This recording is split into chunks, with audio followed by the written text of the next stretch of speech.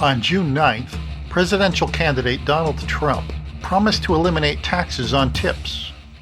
On August 10th, in a bizarre alignment of platforms emblematic of this year's election arc, presidential candidate Kamala Harris also promised to eliminate income taxes on tips. Neither candidate's campaign offered a detailed plan of how this tax reduction would work, whether tips would be exempt from income taxes only, or whether they would also be exempt from payroll taxes, such as Social Security payments. This may sound like a boon for the 4 million people working in the retail, service, and hospitality industries who struggle to make ends meet. But like so many political promises, this will generate more profit on the campaign trail than in one's own pocketbook, and not just because it's a promise that requires the children in Congress to play nicely. The best-case scenario for retail workers, and the most unlikely, is that their cash wages would increase $20 per month. The most likely scenario would be no change to income whatsoever. A question neither campaign has addressed is whether tips would still be recordable as income against the federal minimum wage. 43 states have tipping wages. That is, restaurants are allowed to include workers' tips as part of their earned income toward the state or federal minimum wage. Thus, restaurants pay as little as $2.13 an hour out of their pockets to tipped service workers. The governing force in a free market system is equilibrium. When one variable changes in the system, corresponding variables adjust automatically to keep the system in balance. This is why government-mandated changes in a predominantly free market never have the desired effects. When the $20 minimum wage law for restaurants with more than 60 locations took effect in California, more than 10,000 jobs were lost and hundreds of locations were closed. A variable in the system, the cost of labor, increased. Thus the system compensated by reducing supply. It is junior high school economics. 1.9% of retail service jobs in California were lost when the cost of labor increased 20%. What would happen if the cost of labor increased 350%? If restaurants were suddenly required to pay the full $7.25 federal minimum wage, that would increase their labor costs 350%, jeopardizing already razor-thin profit margins. Most restaurants, even chain restaurants, are small businesses. They are owned by individuals or small, closely held companies. A person who owns 1 or even 10 Applebee's restaurants could not absorb labor costs that doubled or tripled.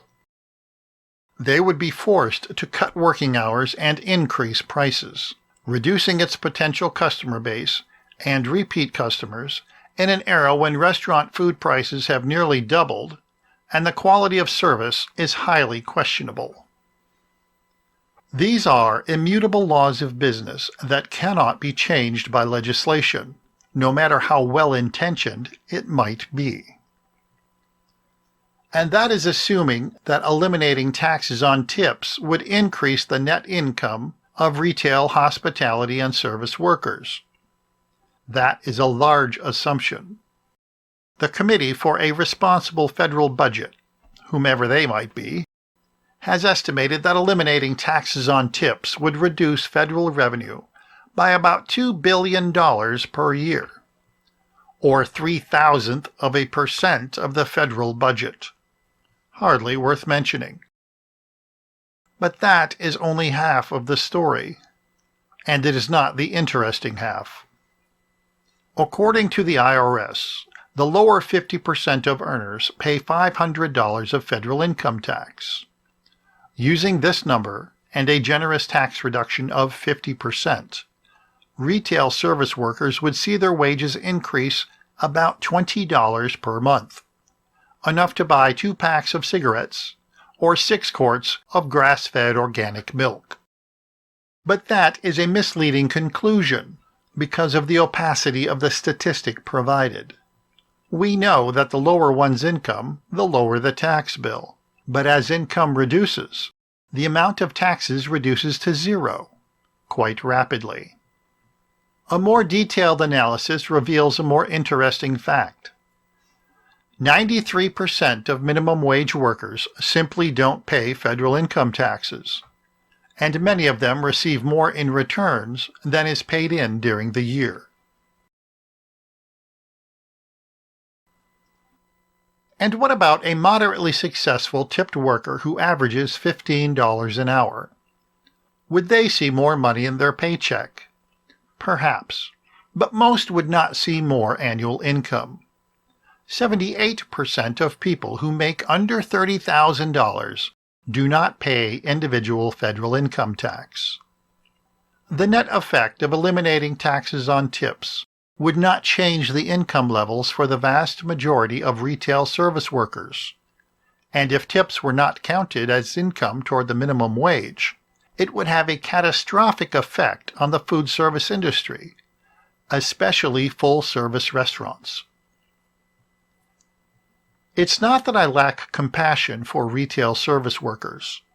It's the system of capitalism that has no compassion, and multiple attempts to bolt on compassion over the decades have not yielded satisfactory results. In fact, each attempt has resulted in a higher cost of living and a lower standard of living for those closest to the bottom. Unless we adopt an economic system that favors people over profits, the story will not change, and neither will the ending. I am Mark Jacobin, and this is Jacobin Reaction.